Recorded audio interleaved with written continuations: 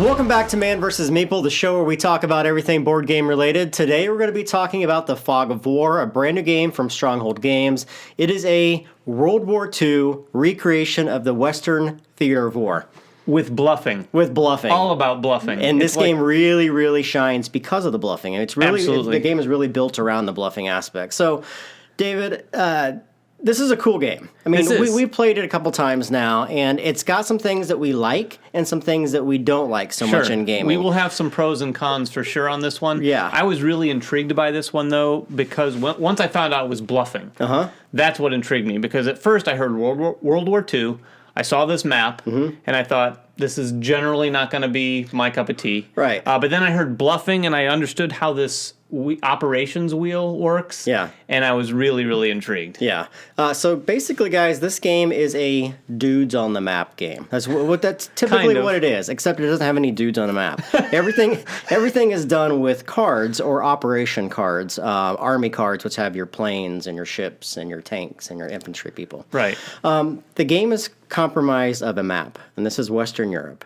And the goal of the game is through 5 years, so 1940 through 1945, for the Axis power to get 70 victory points. Victory points are basically claimed by claiming territory. Right. Basically, it's territory control Yeah. with some slightly adjusted objectives each time you play in terms of victory conditions. So at the end of each of the years, the Axis player will gain a number of victory points depending upon the territories they control.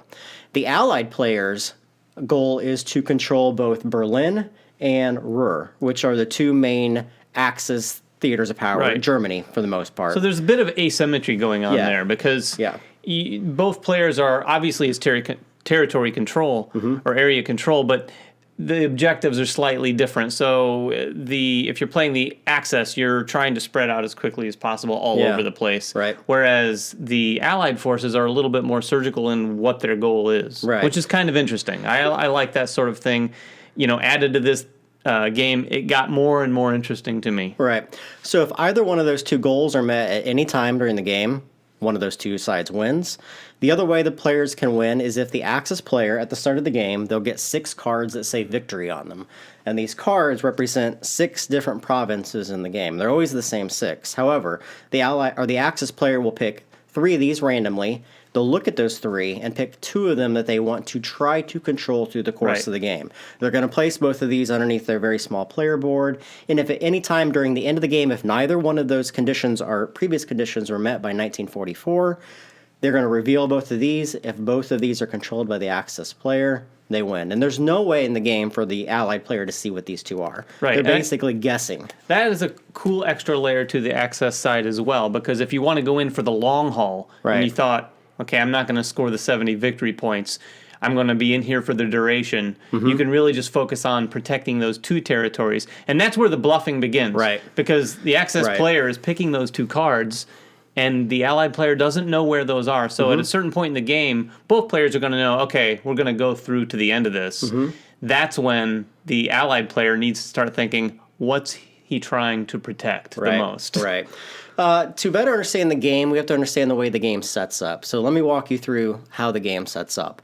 Each of the players has the same number of provinces. Each of the provinces represents a particular country within Western Europe. The Allied players and the Axis players will each start with a specific number of those face up. They're all denoted by either the Allied star or the Axis, the German cross is what they call it. These are going to be placed face up on their side. The Allied player will start with 9 of these locations. The Axis player will start with 6 of these locations. And they'll put control markers on the board denoting which of those territories that they control. And that's basically, since this starts at the end of 1939, this is basically the map at that time. Yeah, and there's a bit of a history lesson here, too. I think it's really cool how they've woven that in, because as time progresses, things really start to change as the U.S. gets involved, as Russia gets involved. That can be triggered early, which is kind of cool. Right. Each player is also going to start with a starting number of army cards. Now, starting in 1939, the German forces had more military than the Allied forces, so the Axis players are going to start with more tanks, more ships, a plethora of more cards in their hand. However, through the course of the game, as David mentioned, new forces will be introduced. The Americans will come in at the end of 1940. We'll see the Russians enter the war in 1942, unless they're provoked by the Russians or by the Axis powers earlier, in which they can enter the war. So within these cards, there are numerous different types of army cards in there. Like land attacks, sea attacks, and then the most interesting one, I think, are the dummy cards. Yeah, they're just nothing, basically. And they're all denoted by saying start at the top. Each of the new forces that come into play will say 1940, 1941, 1942 at the top, and those will be added into the game later. Just to seed the board, each of these players is going to pick any 3 that they wish to pick, and they're going to lay them around the board. Now, as we mentioned, in the center of the board are all the different countries. Around the board are all the defensive properties for these countries. So, for instance, the Baltic, Kiev, and Odessa all have neutral forces occupying those places at the beginning. I will pick 3 to occupy with places that I currently control. So I could put a fort in Britain, some army units in Paris and whatnot. So I'm going to particularly pick 3, and then the Axis power will pick 3 as well. And these are kind of the defensive positions that we're wanting to hold at the start of the game. Exactly. And, as the Axis player, Ruhr and Berlin are obvious choices so that you can really beef up your defenses there so that someone doesn't come straight in at the beginning of the game and end it. Right. Once that's done, the players will shuffle their starting cards that say start on the top, and they're going to put them on the top. Whoever has the most cards at the beginning of a year will go first, and it's always the case in the very beginning of the game that the Axis player is going to have the chance to go first. A typical turn works like this. On your turn, you draw up to 3 cards, and you're allowed to do anything that you wish with those 3 cards. What you can do is this. You can either reinforce defensive positions that you control by placing cards face down on those locations. At any time, you can look at these cards and see what they are. Your opponent cannot, however. Another thing you can do on your turn is set up an operation, basically. Right. This is where this wheel comes in and where the game really shines. So the operation wheel, think of the board as your defensive positions and your wheel as where you're wanting to launch your offensive positions. Exactly. So depending on where this wheel is, you're always allowed to set up one particular operation per turn. When you do that, you can you'll go through your province deck, and in this deck is all the different provinces in the game. Right. You're going to pick any place that you wish to attack, put it on this operation wheel along with any of those units that you have in your hand. You always have 3 units in your hand at the start of the turn. Those could be dummy units, they could be ground units, and they could be planes or tanks or whatever they happen to be. Right, and this is where those dummy cards come in. You probably saw those earlier and thought, what are the dummy cards for? Right. So because this is a bluffing game, you're going to be putting stacks of cards either on the board or on your operations wheel, but the other player has no idea what you're putting there. Right. Now, the next action that you can do, or the next phase of your turn, is to use intel if you want. Right. And that comes in where you're going to be using a distinct amount of intelligence tokens to try to look at one of the other stacks of cards that the other players put out. So Jeremy, say, puts a stack of 4 cards in an operation. I can use intel.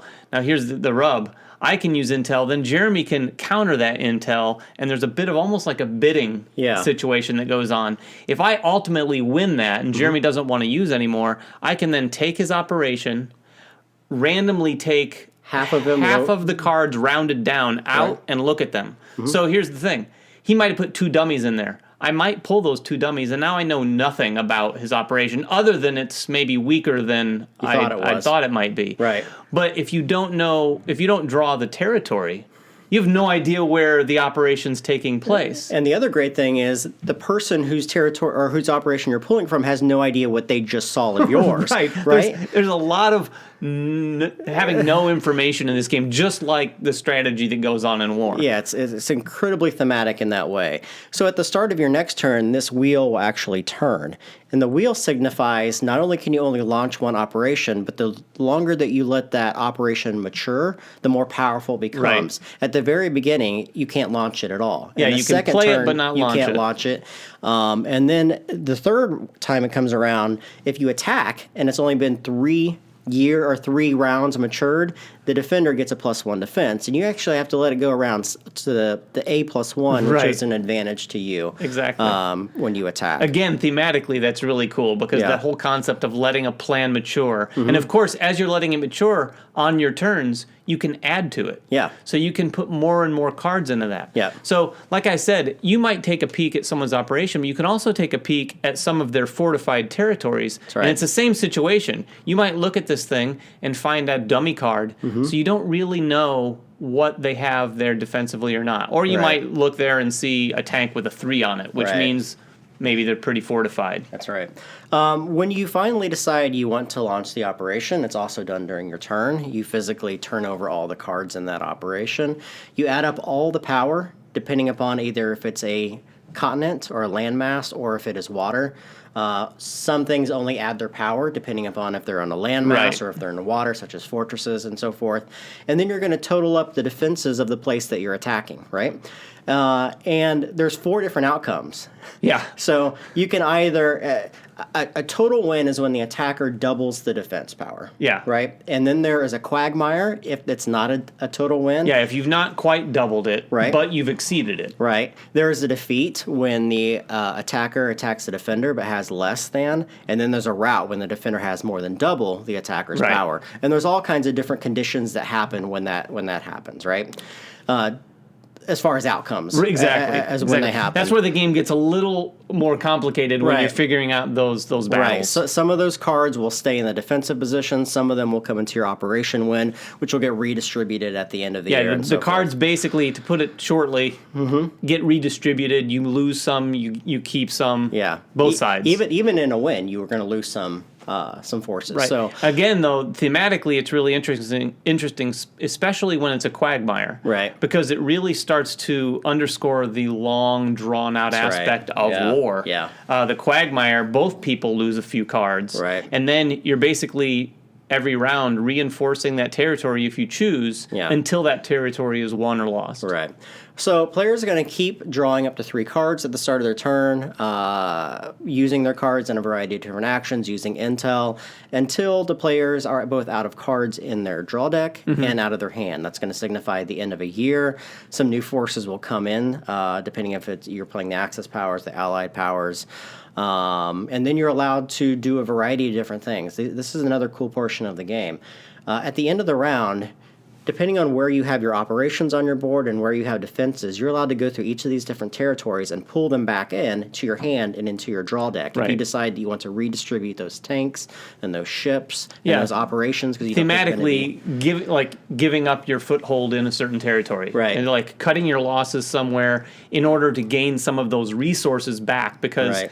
as you find, Yeah. if you launch a bunch of unsuccessful attacks, Yeah. you're going to lose a lot of resources That's right. that you can use. So the game can actually become much shorter, Yeah. or longer if you play it safe, because the decks can get smaller and smaller, so they that will those get- rounds and those years are going more quickly. Yeah, they will get smaller and smaller for the fact that you're wanting to defend the territories that you control. Right. And guys, there's a whole bunch of other stuff that goes on in this game Right. that we're not even going to talk about. There's supply lines in which you have to launch from areas in which you control. I mean, there's a lot of different aspects to this game that make it what it is for the most part. Right. It all combines pretty nicely, but that segues nicely into sort of our pros and Sure. cons, starting with our cons. Okay. All those things Jeremy was just talking about can get a little fiddly.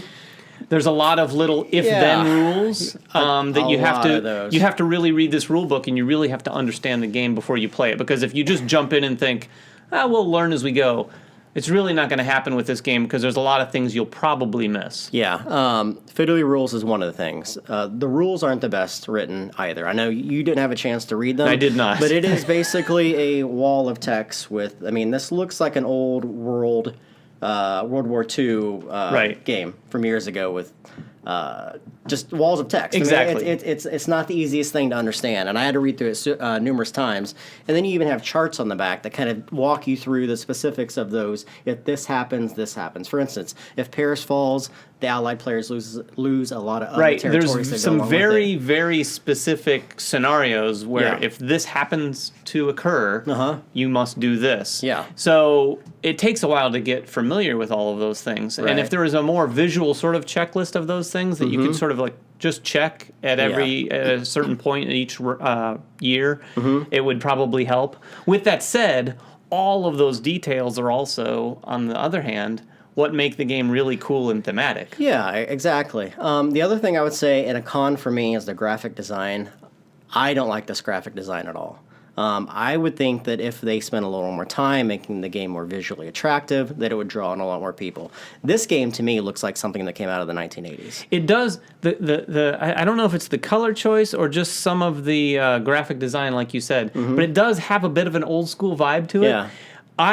That didn't turn me off. It normally would, but for this game, for whatever reason, I thought it kind of fit in a weird way for me. But yeah, I see your point. I definitely think you could really have wrapped this in more of a World War II look and feel, because it doesn't really have a World War II look and feel. The front of the box actually kind of feels a little more Cold War-ish to me for whatever reason. No, I would agree.